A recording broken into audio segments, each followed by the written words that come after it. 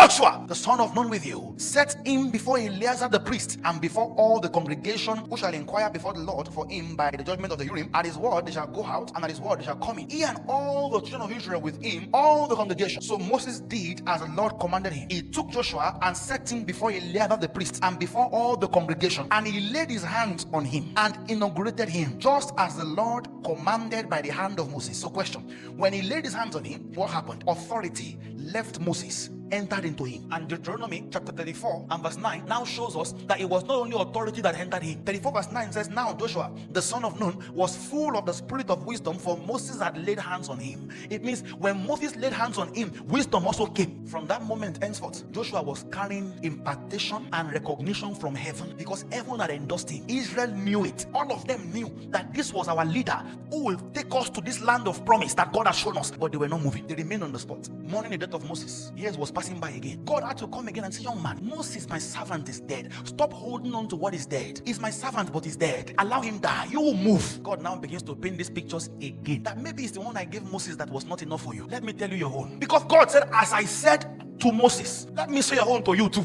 As I was with Moses, I will be with you. I will not leave you, neither will I forsake you. And this young man was just there. Look at that spiritual capital at this point. Joshua is now standing upon laying of hands by Moses, the spirit of wisdom resting upon him, authority resting upon him, impartation transferred upon him, direct rhema word from God to him in assurance of victory and his presence, an encounter with God himself. Look at the depth of that capital. And yet they were still not moving. How can a man have all of this and still not move? What mystery is that? That God has shown you the pictures, God has shown you the promise, God has given you the empowerment, God has given you everything you would need to get there.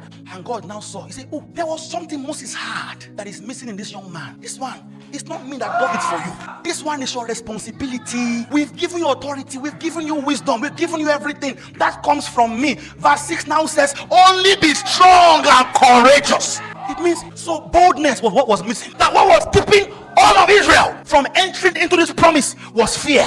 It tells me that a man can have the anointing, a man can have power, a man can have prophecy spoken over him, but it's still not moving, it's still stagnant, it's still on the spot. Because without boldness and courage, you cannot do big things. You cannot step into the fulfillment of the promises of God that he has shown to you, regardless of the encounters, regardless of the impartations, regardless of the hands laid on you.